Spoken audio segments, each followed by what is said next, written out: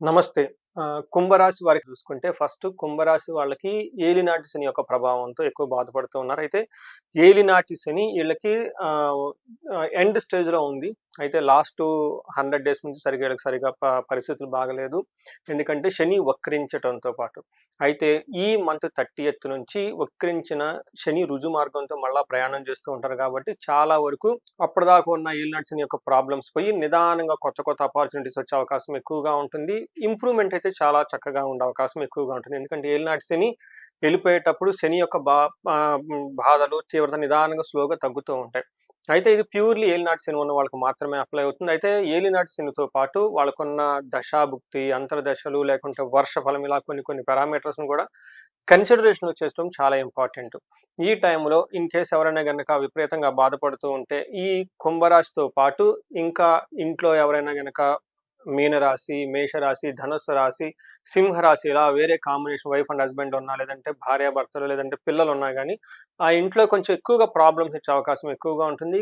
గమనించుకొని ఒకటికి 2 సార్లు శాంతి పరిహారాలు జేసుకోవటం, లేకుంటే ఏలినాటి శనికి సంబంధించిన పరిహారాలు జేసుకోవటం చాలా చాలా ముఖ్యం.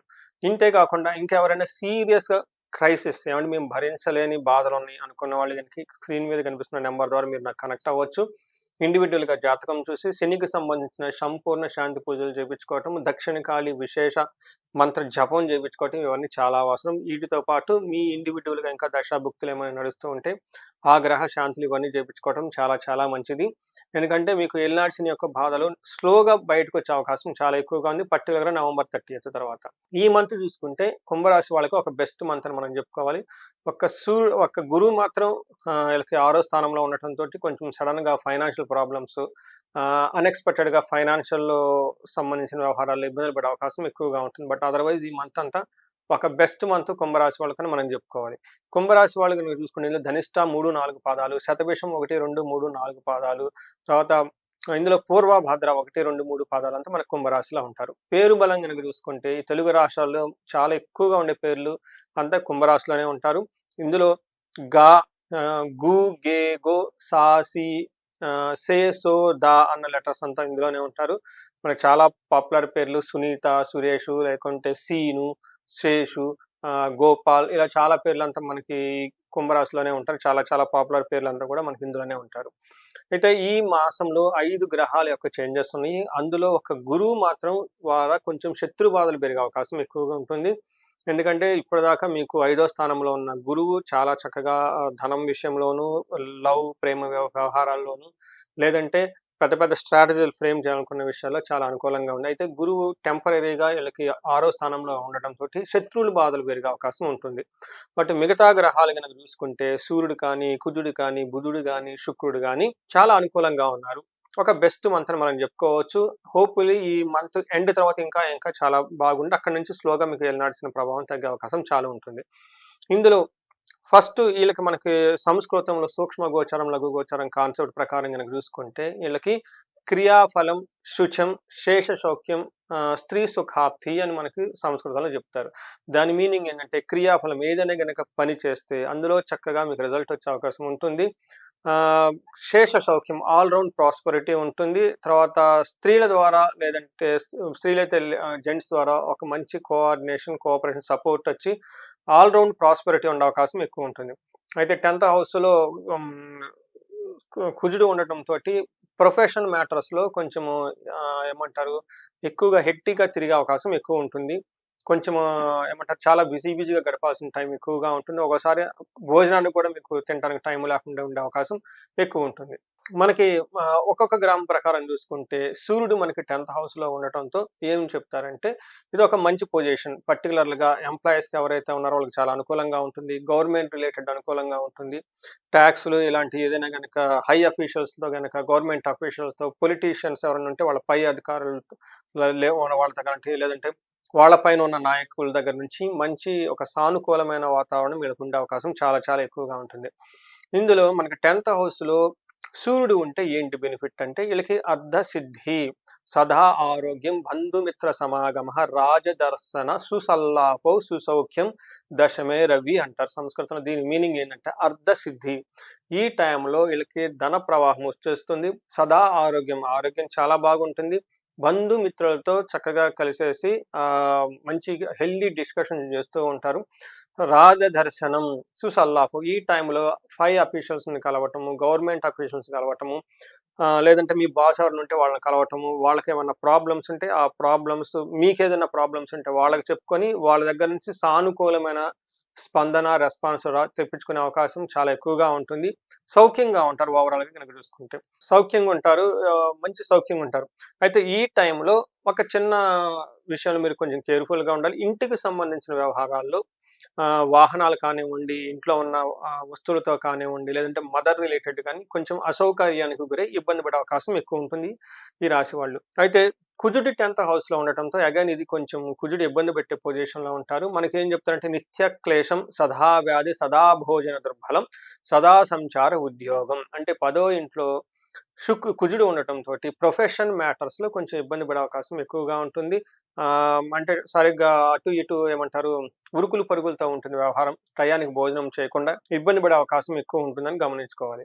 అయితే 9థ్ ఇంట్లో శుక్రుడు ఉండటంతో ఇది మహాభాగ్య యోగం అంటారు. 9థ్ ఇంట్లో శుక్రుడు ఉండటంతోటి చాలా చాలా మంచి స్ట్రాంగ్‌గా 9థ్ ఇంట్లో ఆహ్, శుక్రుడు ఉండటం చాలా మంచిదని జెప్తారు. ఏ ప్రకారంగా అంటే వస్త్రలాభో, మహారోగ్యం, గురుభక్తి, ధర్మకృత్, చిత్తబుద్ధిరభిష్టార్థః, నవమస్తేద్ భవేద్ భృగో అని చెప్తారు. అంటే 9థ్ ఇంట్లో గనక శుక్రుడు ఉంటే చాలా భాగ్యం. ఎలాంటి భాగ్యం అంట ఈ ఫ్రైడే టైమ్‌లో మంచి బట్టలు కొనుక్కుంటారు. ఆరోగ్యం చాలా బాగుంటుంది. గురు భక్తి అంటే పెద్దల యందు మంచి భక్తి ఉంటారు. ధర్మకృత్ మంచి మంచి పనులు చేస్తూ సమాజంలో డిగ్నిటీగా ఉంటారు. చిత్తశుద్ధి అంటే మైండ్ ఇంట్యూషన్ చాలా ప్యూర్‌గా ఉంటుంది. అనుకున్న పనులన్నీ చక్కగా చేసుకుంటూ ఉంటారు.